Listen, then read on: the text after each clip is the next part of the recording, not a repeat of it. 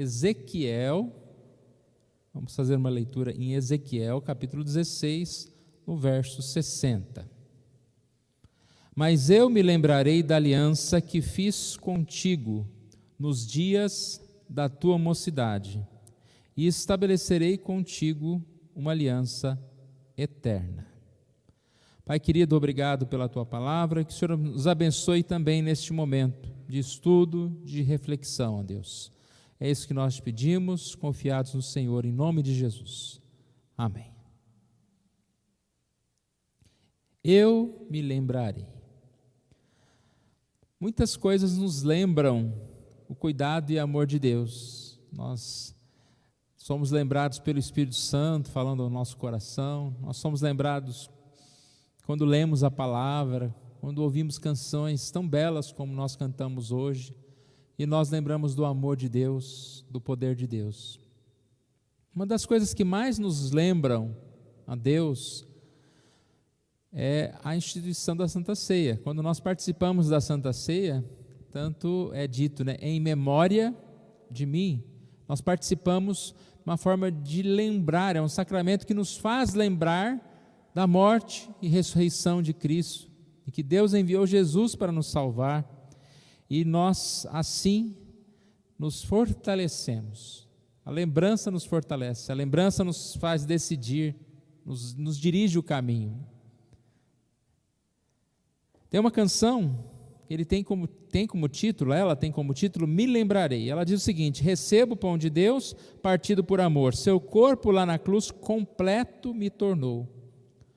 O sangue lembrarei que derramou em dor, um novo fim comprou a todo pecador. Aleluia, me lembrarei da aliança.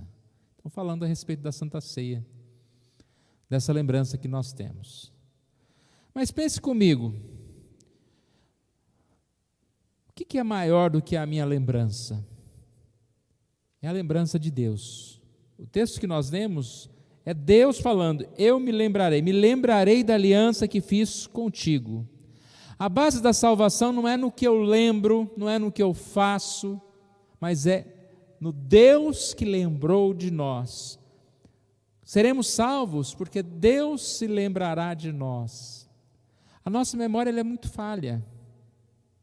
Nós podemos até mesmo, durante a vida, ter problemas físicos e esquecermos de algumas coisas.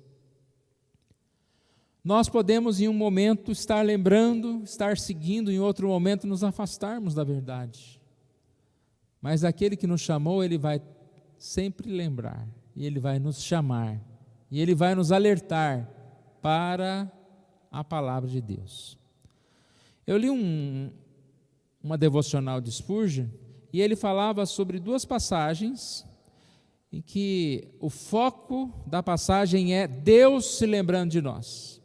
Porque às vezes a gente lê algumas passagens e a gente não percebe certos detalhes tão pequenininhos como esse. Então a primeira passagem, se você quiser abrir na sua Bíblia, é Gênesis 9, de 12 a 17. Lá em Gênesis, nós encontramos a história do dilúvio. E o texto começa no versículo 12, Gênesis 9, 12. Disse Deus: este é o sinal da minha aliança que faço entre mim e vós, entre todos os seres viventes que estão convosco, para perpétuas gerações. Porei as nuvens no meu arco, será por sinal da aliança entre mim e a terra. Sucederá que, quando eu trouxer as nuvens sobre a terra, e nelas aparecer o arco, então me lembrarei da minha aliança, firmada entre mim e vós, e todos os seres viventes de toda a carne, e as águas não mais se tornarão em dilúvio, para destruir toda a carne.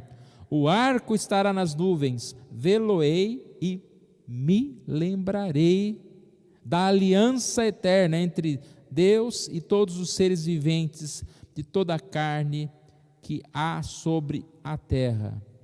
Disse Deus a Noé: este é o sinal da aliança estabelecida entre mim e toda a carne sobre a terra. Então repare, Deus não diz aqui, assim quando vocês olharem para o arco-íris, vocês vos lembrareis do meu concerto. e assim nunca destruirei a terra de novo. O que ele diz? Quando eu trouxer as nuvens sobre a terra e nelas aparecer o arco, então me lembrarei da aliança. Então me lembrarei da aliança. É claro que quando nós olhamos, irmãos, como eu disse há pouco, nós lembramos. Aqui também fala que eles iriam se lembrar. Isso ajudaria o povo a lembrar da promessa de Deus. E qual que era a promessa? É que não viria mais um dilúvio. Deus não destruiria a terra com água. O arco-íris, então, é o símbolo dessa graça de Deus. E quando ele fala da destruição das águas, é algo que podemos entender como simbólico também do cessar das tempestades. Podemos entender também que é uma promessa de salvação. Quando ele fala de aliança, que aliança é essa? É a aliança que ele tem conosco, e ela vai ser repetida em outras formas. Então, quando você olhar para o arco-íris, a gente sempre olha e lembra disso, né? Lembra da promessa de Deus. Mas curioso, o arco-íris ele pode ser visto em todos os lugares, né? Em vários lugares. Várias pessoas estão vendo, não é só você. Quando tem um arco-íris, você lembre que, da mesma forma que você e muitas pessoas em várias partes estão vendo, Deus está vendo. E o que significa para ele? Significa a lembrança de uma aliança que ele tem para conosco. A segunda história está na saída do Egito. Êxodo, pode ver também, Êxodo 12, de 7 a 13. Eu vou ler 7, 12 e 13.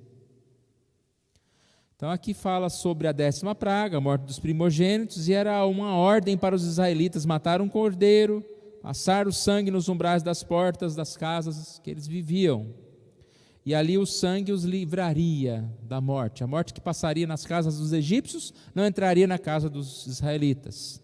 Versículo 7: tomarão do sangue e o porão em ambas as ombreiras, na verga da porta, nas casas em que o comem. Naquela noite comerão a carne assada no fogo e pães asmos. Versículo 12: porque naquela noite passarei na terra do Egito e ferirei na terra do Egito todos os primogênitos, desde os homens até aos animais.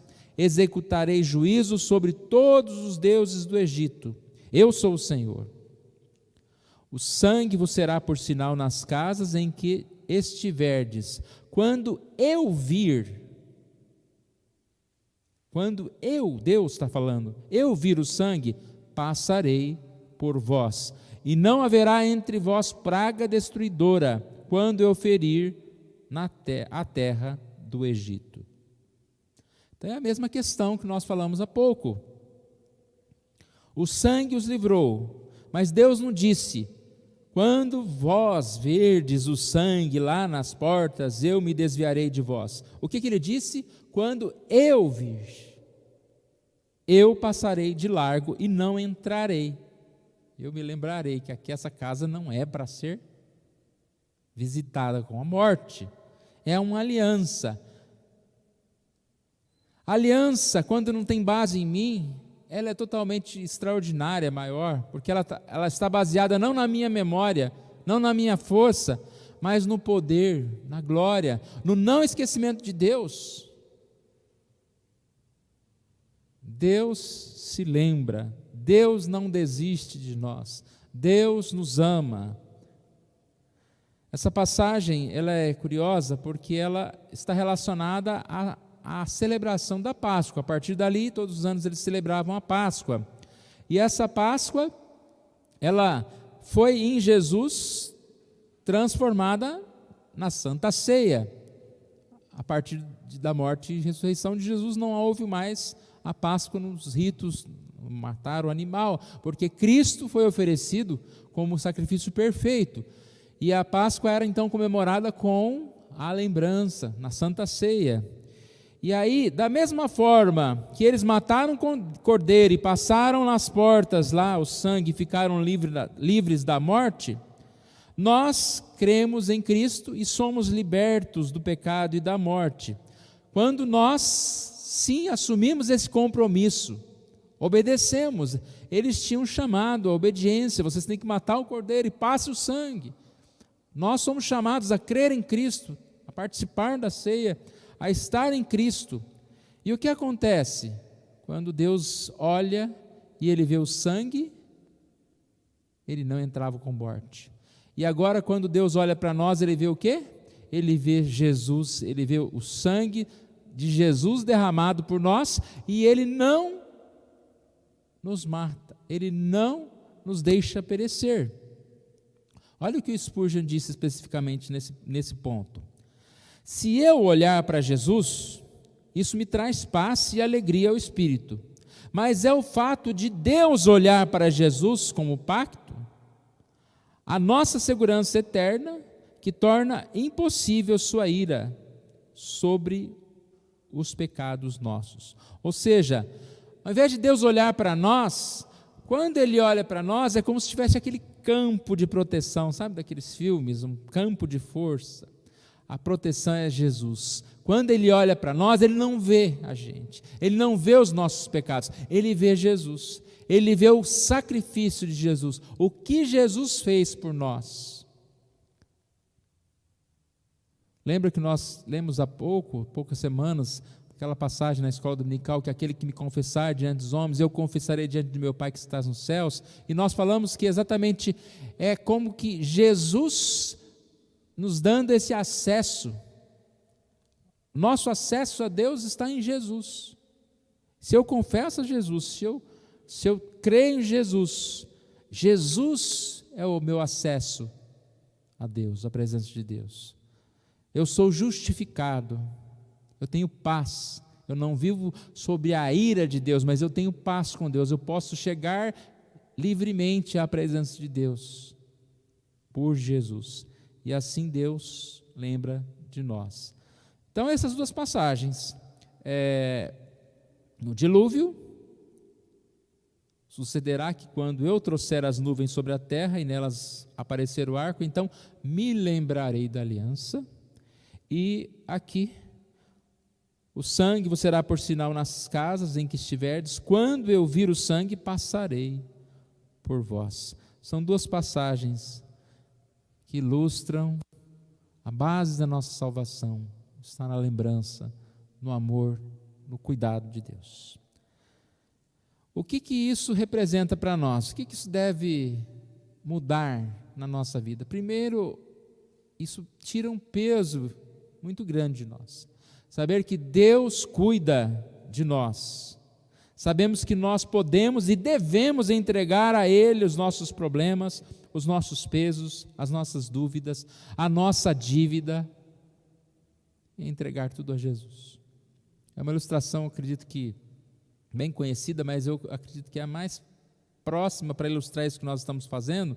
Aquela senhora que estava carregando um grande saco pesado, e alguém ofereceu uma carona para ela, né, e ela subiu então, uma carona de charrete, ela subiu lá na charrete, e ela continuou carregando o fardo, e alguém falou, poxa, coloca aí do lado, né?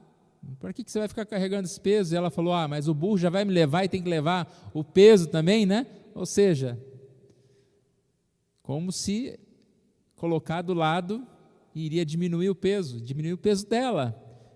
E às vezes a gente está carregando um fardo, sendo que Jesus está aqui para carregar, Deus está aqui para cuidar, e aí entregue nas mãos de Jesus, já tem problema demais.